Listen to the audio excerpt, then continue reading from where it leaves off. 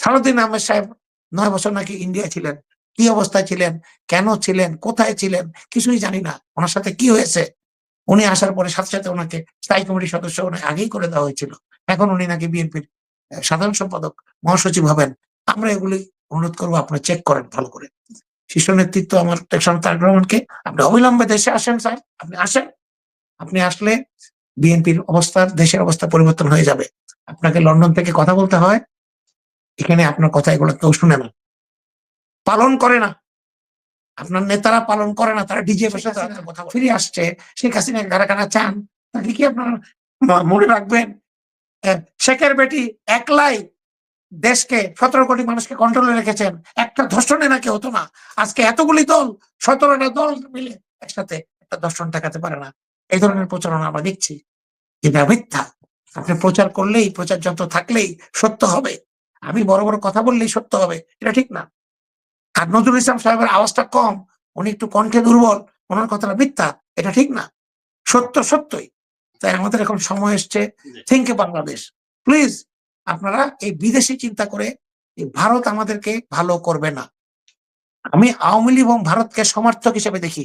দেখতাম না যদি শেখ হাসিনাকে ভারত আশ্রয় না দিত, যদি ৪৬,০০০ ক্রিমিনালকে আশ্রয় না দিত, আওয়ামী লীগের লুটারাদেরকে এখানে ভারতে থাকার সুযোগ না দিত, পলিটিক্স করার সুযোগ না দিত, আমি ভারত কিছু বলতাম না। কিন্তু ভারত এগুলা করছে আমাদেরকে ডিস্টেবিলাইজ করার জন্য, আমাদেরকে স্থায়ীভাবে তারা কন্ট্রোল করতে চায়। তারা এই দেশটাকে তাদের একটা প্রভিন্স হিসেবে কন্ট্রোল করতে চায়। এটা তাদের মনে ছিল, শেখ হাসিনা সুযোগ দিয়েছিল। যা চিয়েছে জীবন, যা দিয়েছে জীবনে ভুলবে না। এখন সেই পরিস্থিতি নাই। তাই আওয়ামী লীগকে নিষিদ্ধ করতে হবে, ভারতের সাথে ন্যায্যতার ভিত্তিতে সম্পর্ক করতে হবে। যেখানে ভারত আমাদেরকে অন্যায্য করছে সেগুলো বন্ধ করতে হবে। গার্মেন্টসের লোক যেখানে ভারতরা আছে তাদেরকে বের করে দিতে হবে। ভিসা ছাড়া কোনো লোক থাকতে পারবে না। ভারতের কাছ থেকে তোমার কোনো ইম্পোর্ট করার দরকার নেই আমাদের। কোনো ইম্পোর্টের দরকার নেই। আমরা দরকার হয় পাকিস্তান থেকে, মালয়েশিয়া থেকে, বিভিন্ন জায়গা থেকে, ইন্দোনেশিয়া থেকে আমরা আমরা মশলাপাতি, খাবার-দাবার আনবো। চায়না থেকে আনবো। ভারত থেকে আনবো না। তাদের সাথে আমাদের সম্পর্ক, সেই সম্পর্ক যতদিন না হয় আপনি সম্পর্ক রাখতে পারবেন না। আপনি জোর করে সম্পর্ক রাখা যায় না। মাথা নিচা করে সম্পর্ক রাখতে চাই না। আমাদের লোকজন জীবন দিয়ে দেশ স্বাধীন করেছে। জীবন দিয়ে যে ২ বার দেয়, ২য় বার স্বাধীন করেছে। আরো ভারতের লোকজন কখনো জীবন দিয়ে দেশ স্বাধীন করেনি। তাদের টেবিলে, আলোচনার টেবিলে স্বাধীন হয়েছে তারা।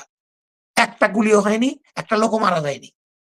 তাদের কাছে আমরা স্বাধীনতা, সার্বভৌমত্বর, এই আপনার চেতনার, গণতন্ত্রের সবক নিতে চাই না। Let them be happy with their country. তাদের লোকজন সব রাস্তা পায়খানা, পেশা পায়খানা করে করুক। তাদের ওখানে চিকিৎসা নিতে আমাদের যাওয়া উচিত না। মিথ্যা চিকিৎসক, ভুল চিকিৎসক, ভুয়া চিকিৎসক সব। আমরা যাব না। আমরা চায়না যাবো, অন্যান্য দেশে যাবো। অসুবিধা নাই। দেশের ব্যবস্থা উন্নত করবো, স্বাস্থ্য ব্যবস্থা। আমি দুঃখের সাথে বলি আমরা যদি একসাথে থাকি, বিশেষ করে বিএনপি, জামাত সহ বাংলাদেশের ইসলামী শক্তি এবং জাতীয়তাবাদী শক্তি, মনি ভাই, এই ২ টা শক্তিকে একসাথে থাকতে হবে।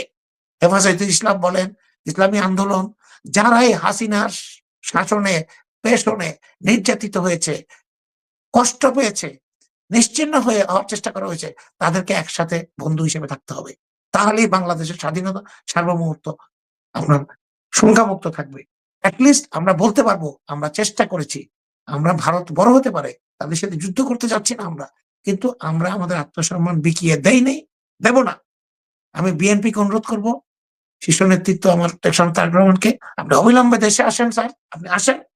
আপনি আসলে বিএনপির অবস্থা, দেশের অবস্থা পরিবর্তন হয়ে যাবে। আপনাকে লন্ডন থেকে কথা বলতে হয়। এখানে আপনার কথা এগুলো কেউ শুনে না। পালন করে না।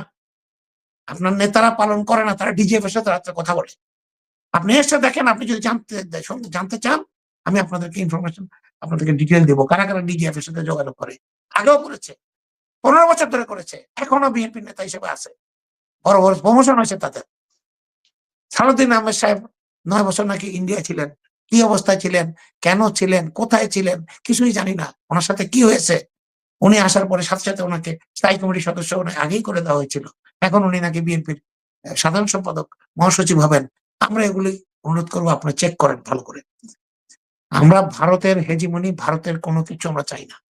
বিএনপিতে এট লিস্ট জিয়াউর রহমান যেভাবে মাথা উঁচা করে বিএনপি চালিয়েছেন, দেশনায়ক তারেক রহমানও আল্লাহর রহমতে মাথা উঁচা করে বিএনপি চালাবেন। এবং খালেদা জিয়া এখনো বেঁচে আছেন, আমাদের দেশনেত্রী।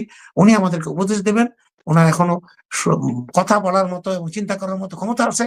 উনি আমাদের মাথার উপর থাকবেন, আমাদেরকে গাইড করবেন। সাথে থাকবে জামাত ইসলামী এবং যারা হাসিনার বিরোধী শক্তি, গণতান্ত্রিক শক্তি, যারা বাংলাদেশের জনগণের জন্য লড়াই করেছে, ইনক্লুডিং এনসিপি। এনসিপি তো বাইরে থেকে আসেনি ভাই।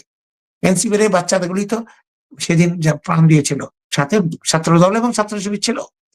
কে করেছে বড় কথা না মনির ভাই, আমরা ক্রেডিট চাই না, কিন্তু হয়েছে যে যেটা, এটাকে সুসংগত করেন। এই স্বাধীনতাটা এসেছে সবাই মিলে করেছি। হ্যাঁ ঠিক আছে, আমি কম করেছি, আপনি বেশি করেছেন। ভাই আমি করিই নাই, আপনি করেছেন, কিন্তু আমি তো এটা অংশ হতে পারি। আমি এটাকে সংগত করতে চাই। আমি এই বিল্ডিংটাকে ফাউন্ডেশনটা স্ট্রং করতে চাই। কারণ এই বিল্ডিংটা ভাঙার চেষ্টা চলছে সব জায়গা থেকে। আমাদের মধ্যে ভুল বুঝাবুঝি সবচেয়ে বড় ক্ষতির কারণ। সবচেয়ে বড়, যে দর্শক বলেছেন, আমি দর্শকের সাথে এই যে জুজুর ভয়, ইসলামী জুজুর ভয় দেখিয়ে এই বিভিন্ন করে কিন্তু আজকে বহুদিন পর্যন্ত বাংলাদেশে বিএনপিকে, জামাতকে ক্ষমতার বাইরে রাখা হয়েছে। কারণ বিএনপি জামাত আসলে বাংলাদেশ তালিবান হয়ে যাবে, আফগানিস্তান হয়ে যাবে। আজকেও কিন্তু সেটা চলছে, আজকেও চলছে এটা।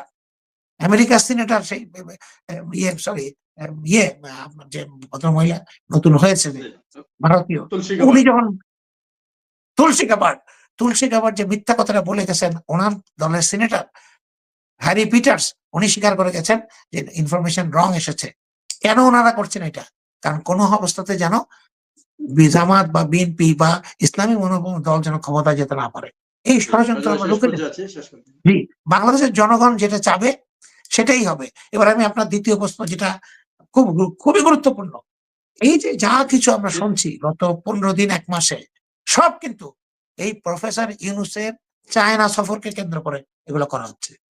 এই ভারত খুবই বেকায়দা অবস্থায় আছে। বাংলাদেশের সাথে তার সম্পর্ক যে পর্যায়ে গেছে, বিশেষ করে হাসিনাকে আশ্রয় দিয়ে, এবং তার মিডিয়া যেভাবে প্রচারণা করছে এবং তারা বিভিন্ন জায়গাতে যেসব কথাবার্তা বলছে, বাংলাদেশের যে চায়নার যে একটা নতুন একটা দিগন্ত সূচনা হবে 26 তারিখে, সেটার জন্য তারা শঙ্কিত। কারণ ইতিমধ্যে এই উপমহাদেশের যে কটা দেশ আছে সার্কভুক্ত, প্রত্যেকটা দেশ ভারতের বিরুদ্ধে চলে গেছে। প্রত্যেকটা দেশ। শুধুমাত্র এখন বাংলাদেশ তাদের আন্ডারের মধ্যে ছিল এতদিন। এখন বাংলাদেশ যদি চায়নার বলয়ে চলে যায় বা চায়নার সাথে কোনো বড় চুক্তি করে, পারমাণবিক সহযোগিতা চুক্তি বা সামরিক চুক্তি, তখন ইন্ডিয়ার জন্য এটা সুখকর হবে না। এই জন্যই তারা এই প্রচারগুলা করছে, যাতে করে প্রফেসর ইউনূস চায়না সফরটা বাতিল করেন, তিনি না যান।